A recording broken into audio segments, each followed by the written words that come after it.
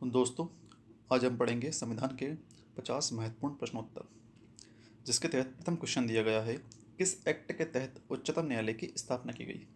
तो 1773 के regulating act के तहत उच्चतम न्यायालय की स्थापना की गई थी। सर इलिजा इम्पे को प्रथम मुख्य न्यायाधीश बनाया गया था। अगला क्वेश्चन है, किस एक्ट के तहत ब्रिटिश कंपनी के सारे व्यापारिक अधिकार समाप्त कर दिए गए। तो चार्टर एक्ट 1833 के द्वारा ब्रिटिश कंपनी के सारे व्यापारिक अधिकार समाप्त कर दिए गए। 1813 चार्टर एक्ट के द्वारा इनका अधिकार पत्र 20 वर्षों के लिए बढ़ाया गया था। अगला क्वेश्चन है, सांप्रदायिक निर्वाचन का जनक किसे कहा जाता है। तो गवर्नर जनरल मिंटो को सांप्रदायिक निर्वाचन का जनक कहा जाता है। इनके द्वारा मुस्लिमों को पृथक प्रतिनिधित्व दिए जाने के कारण वर्ष 1909 में यह किया गया था। प्रांतों में दोहरे शासन का प्रारंभ कब हुआ। तो भारत शासन अधिनियम 1919 के द्वारा प्रांतों में दोहरे शासन का प्रारंभ हुआ था, जो कि 1935 में समाप्त हुआ। केंद्र में दोहरे शासन का प्रारंभ कब हुआ। तो केंद्र में दोहरे शासन का प्रारंभ 1935 के भारत शासन अधिनियम के तहत हुआ था। अगला क्वेश्चन है, संविधान सभा का गठन कब हुआ। तो संविधान सभा का गठन वर्ष 1946 में हुआ था।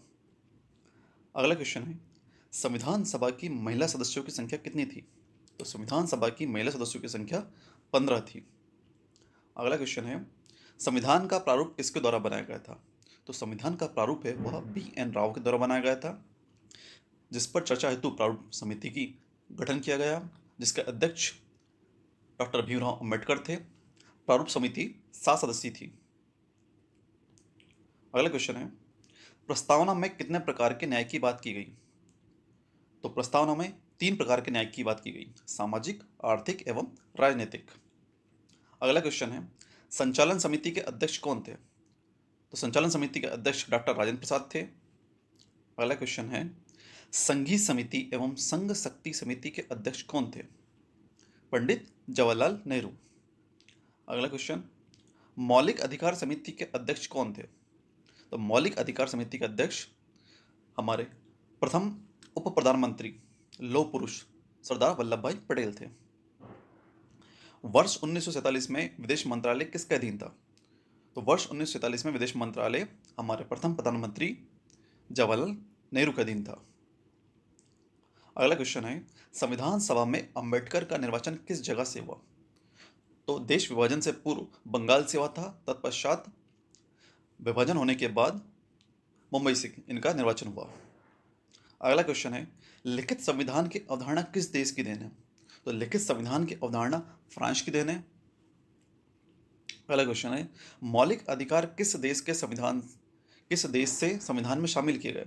तो मौलिक अधिकार संयुक्त राज्य अमेरिका से भारतीय संविधान में शामिल किए गए। अगला क्वेश्चन है, संघात्मक विशेषता किस देश से संविधान में शामिल की गई। तो यह कनाडा के संविधान से हमारे देश के संविधान में शामिल की गई। अगला क्वेश्चन है, समवर्ती सूची एवं प्रस्तावना की भाषा किस देश के संविधान से भारतीय संविधान में शामिल किए गए। तो यह ऑस्ट्रेलिया के संविधान से शामिल किए गए।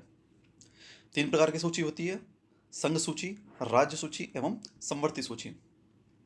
अगला क्वेश्चन, विधि द्वारा स्थापित प्रक्रिया किस देश के संविधान से हमारे देश के संविधान में शामिल किया गया है। तो यह जापान के संविधान से शामिल किया है। अगला क्वेश्चन, राज्य तथा संघ राज्यों का राज्यसभा में प्रतिनिधित्व किस अनुसूची में शामिल है। तो यह अनुसूची 4 में शामिल है। हमारे संविधान में कुल 12 अनुसूचियां हैं। जब हमारा देश का संविधान लागू हुआ था तब कुल 8 अनुसूचियां थी, वर्तमान में 12 अनुसूचियां हैं। अगला क्वेश्चन, राज्य पुनर्गठन आयोग के अध्यक्ष कौन थे। तो राज्य पुनर्गठन आयोग जो कि 1953 में बना था, के अध्यक्ष आदरणीय फजल अली थे। इसके 2 अन्य सदस्य हृदयनाथ कुंजरू एवं KM पणिक्कर थे।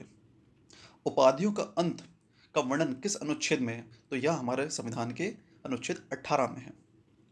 प्राण एवं दैहिक स्वतंत्रता का वर्णन किस अनुच्छेद में है। तो यह अनुच्छेद 21 में है। 21 में ही जीवन जीने का अधिकार है एवं स्वच्छ पर्यावरण का अधिकार भी 21 का अंतर्गत दिया गया। स्वतंत्रता के अधिकार में कितनी स्वतंत्रताओं का उल्लेख है। तो स्वतंत्रता के अधिकार आर्टिकल 19 में कुल 6 प्रकार की स्वतंत्रताओं का उल्लेख है। बालकों को नियोजन पर रोक का अंत का वर्णन किस अनुच्छेद में है। तो यह अनुच्छेद 24 में है। जबरदस्ती, बेगारी, बलाश्रम का उल्लेख अनुच्छेद 23 में किया गया है। संवैधानिक उपचारों का अधिकार का अंत का वर्णन किस अनुच्छेद में है? तो यह अनुच्छेद 32 में दिया गया है। इसे डॉक्टर भीमराव अंबेडकर द्वारा संविधान की आत्मा कहा गया है।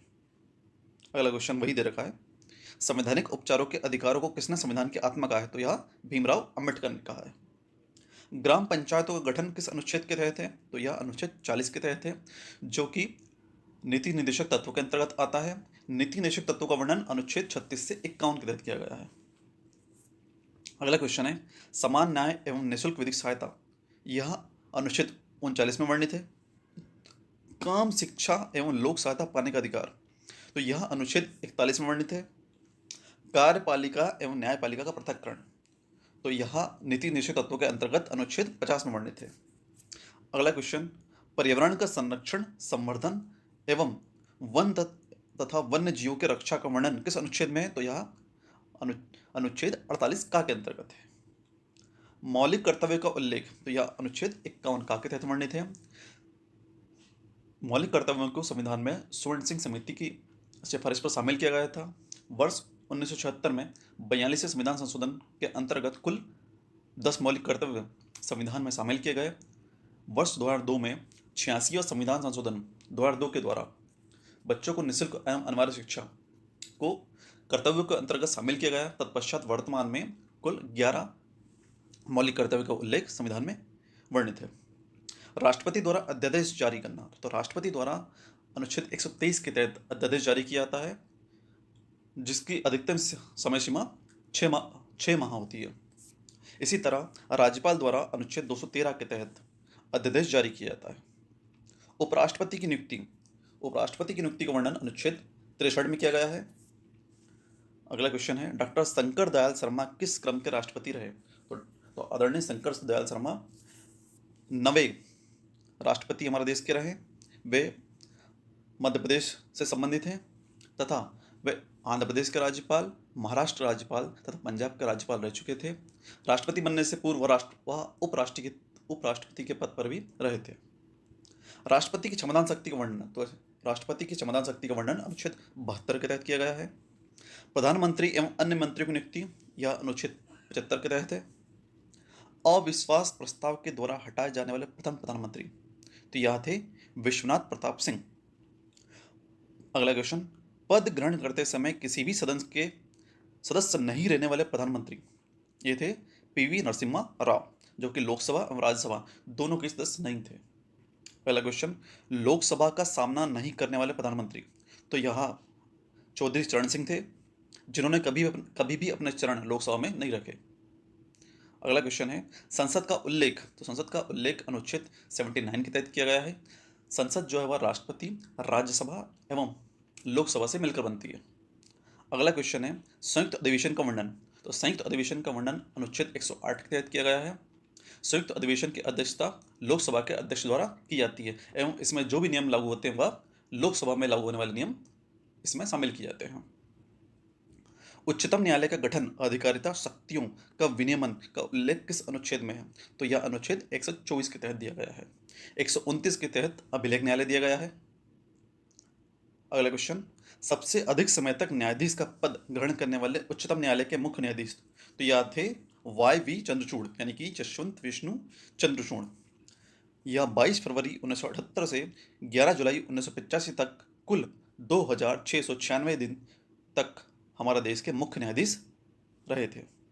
सबसे कम समय तक न्यायाधीश का पद ग्रहण करने वाले उच्चतम न्यायालय के मुख्य न्यायाधीश यह थे आदरणीय कमल नारायण सिंह।